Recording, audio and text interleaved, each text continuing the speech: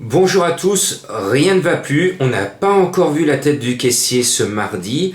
Waouh, depuis vendredi, on commence à être impatient. Alors, c'est le journaliste qui vous parle, j'ai fait des enquêtes parce que je sais que certains d'entre vous utilisent certains remèdes de cheval, par exemple de prendre un pendule. Et on demande au pendule quel numéro va se faire. Et autrement, on a des petites runes, on a plein de méthodes. Vous voyez, hop, c'est ce qu'on appelle des runes. Alors moi qui suis journaliste, quand j'étais à la télévision, j'ai enquêté sur le monde de l'ésotérisme, sur le monde des médiums, du chamanisme et tout. Bon, tous les professionnels, entre guillemets, qui ont répondu à mon micro, ou que j'ai enquêté, j'ai vraiment infiltré, tous m'ont dit, mais les esprits ne donneront jamais les numéros du loto, ni du tiercé. Donc soyez prévenus, ça sert à rien.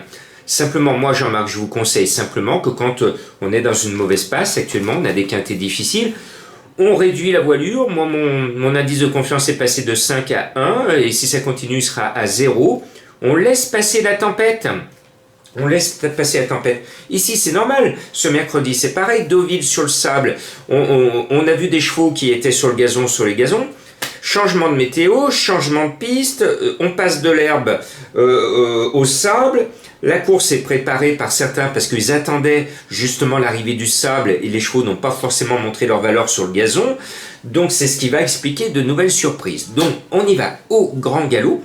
Prudemment, il y a un cheval qui m'a sauté aux yeux à la lecture des partants. Je me suis dit, mais Cressida, qu'est-ce qu'elle fait en bas de tableau, le 16? Je me suis dit, elle va gagner. Je garde mon intuition de démarrage. Ce 16 doit logiquement gagner. Par contre, c'est rare. L'écart de poids est très très réduit. Le top weight, 60 kg.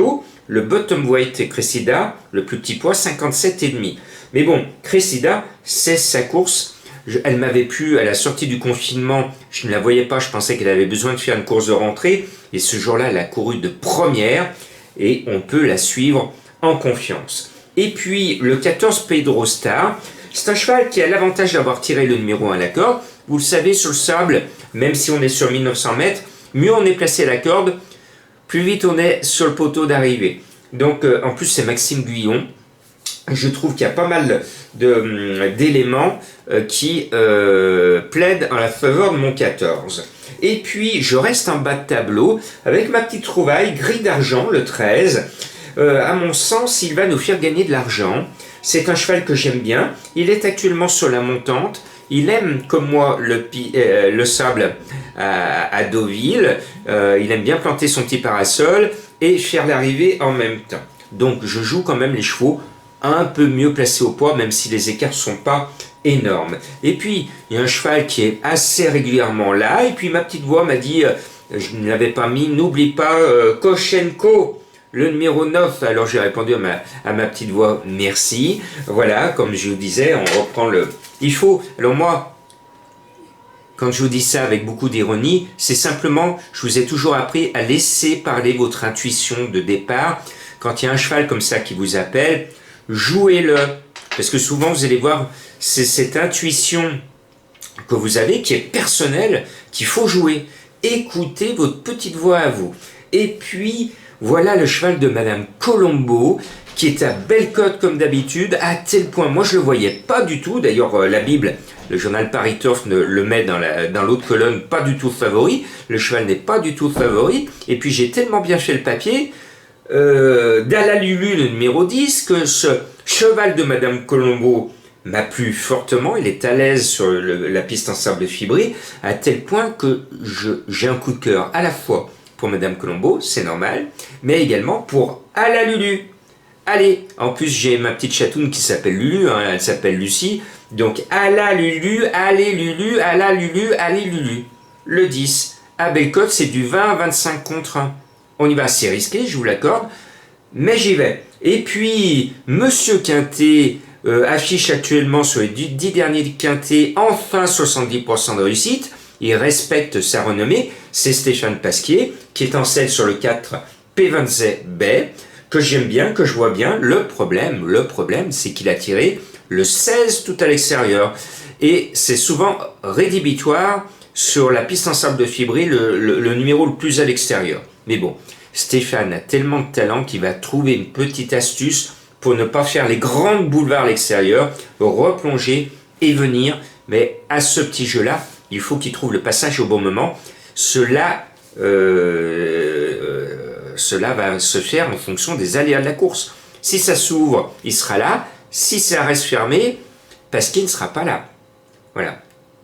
C'est la difficulté de ce numéro à l'extérieur. Et puis il y a un autre cheval qui est mignon tout plein, il répète, il est pratiquement toujours cette année dans les 5 premiers, il aime le sable, c'est Darchano, le 3. Bon, sa cavalière n'a pas la décharge, c'est dommage, course quintée, donc les cavalières n'ont pas leur décharge, et c'est bien dommage, j'aimerais que les cavalières soient en décharge dans les quintés comme elles sont en décharge dans les courses normales.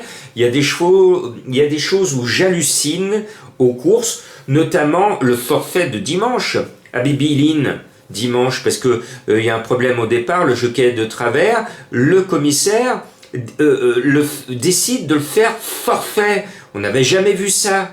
Et ceux qui ont joué dimanche à Bibiline ont été lésés. Par contre, vendredi soir, où un driver se trompe de numéro et on fait faux départ derrière l'autostart dans le Grand Prix de l'UET, ah ben, là on refait tout, mais il y a 2 poids 2 mesures. Les commissaires vendredi soir et dimanche n'ont pas pris les meilleures décisions. Vendredi soir, il fallait laisser courir et distancer le cheval qui n'était pas à sa place. Et les favoris, vous avez vu les 2 gros favoris qui ont été fautifs, et ben, en grande partie, c'est venu de ce faux départ qui a énervé tout le monde, les chevaux étaient sous pression, il fallait laisser courir et distancer et mettre une amende au driver qui n'était pas à sa place. Voilà, c'était pas compliqué, mais on ne retouchait pas au départ. Ils ont retouché au départ, ben voilà, on a eu une arrivée qui n'a pas sanctionné le meilleur du lot. Allez, je garde le sourire pour ces petits coups de gueule, je sais que vous les aimez, mes coups de gueule. Après Darchano le 3, qui est très régulier, je mets le 2 Amirvan. Il arrive frais comme un gardon, il a de la qualité, il n'a couru que 4 fois cette année. La fraîcheur à cette époque est hyper importante. Et ce 2 Amirvan me plaît. Alors oui, j'ai pas mis Wonderboy. Oui, j'ai pas mis le favori Wonderboy. Parce que je pense qu'il fait une rentrée, il n'est pas sur sa distance, et je vous le mettrai le coup suivant.